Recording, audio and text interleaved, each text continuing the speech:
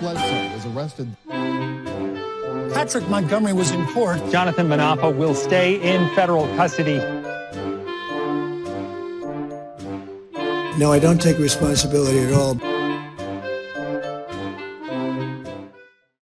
Hey everyone, welcome to the show. So 42-year-old Tennessee resident Joshua Portlock traveled to D.C. with his wife, and they watched Donald Trump's speech. They headed to the Capitol afterwards. Sometime after he arrived on the Capitol grounds, Portlock was seen on video pushing barricades into the police, and he eventually broke through two of the attached barricades. He broke them apart, and then he ripped one of the barricades away from the police, and he carried it back to the mob so that it couldn't be used by the officers.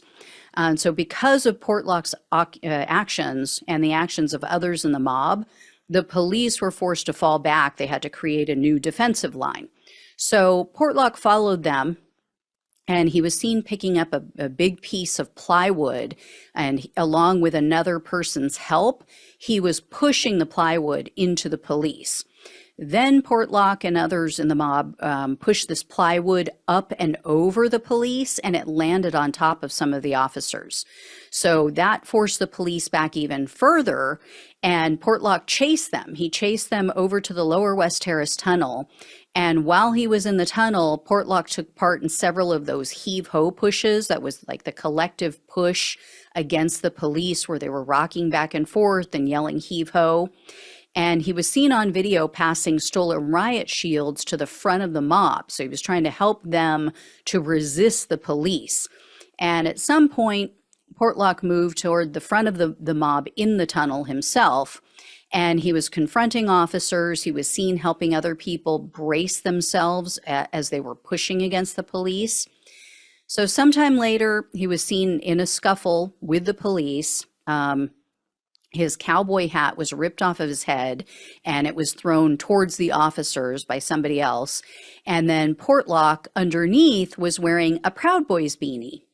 So Portlock was also seen, he was heard on video. He was gesturing to the crowd. He was saying, quote, "I can't with this."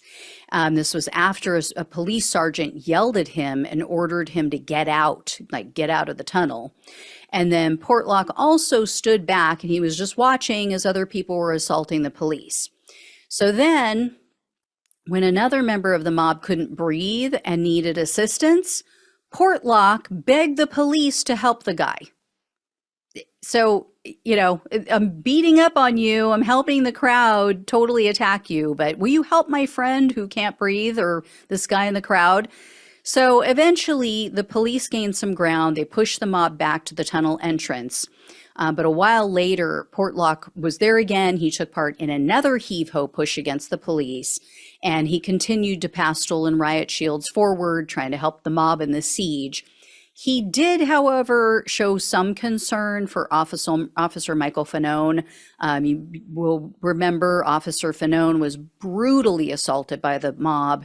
They tasered him in the back of the neck several times, which caused a heart attack. So Portlock was seen and heard on body cam footage approaching an officer at the entrance of the tunnel, and he asked about Officer Fanone. He asked, quote, "Is he good?"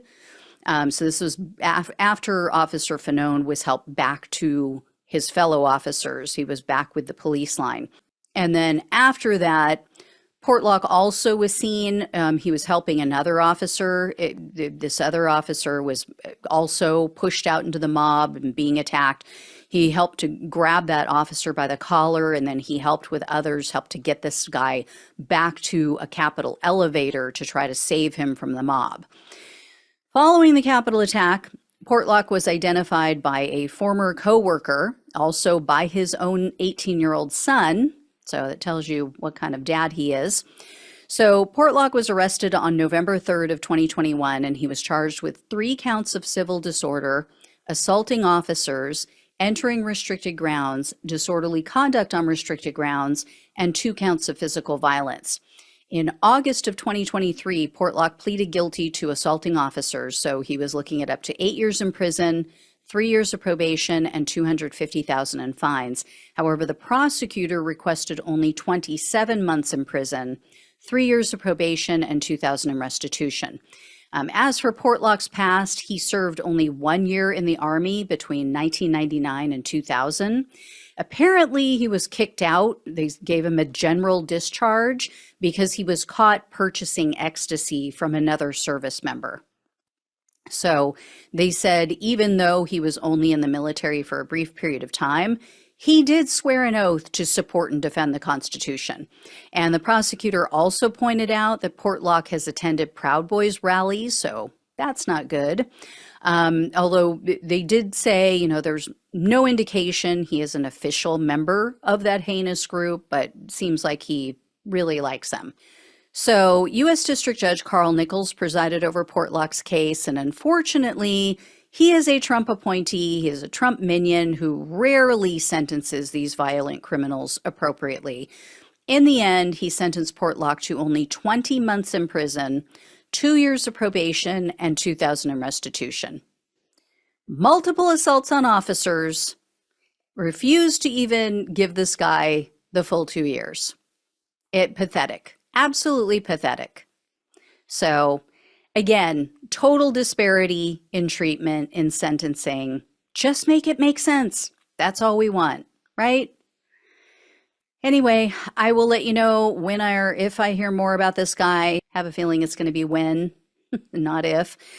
All right. Thank you all so much for watching and listening. Please like, share, and subscribe to the channel if you have not. If you can donate, truly appreciate it. Love you all. Take care. Talk with you soon.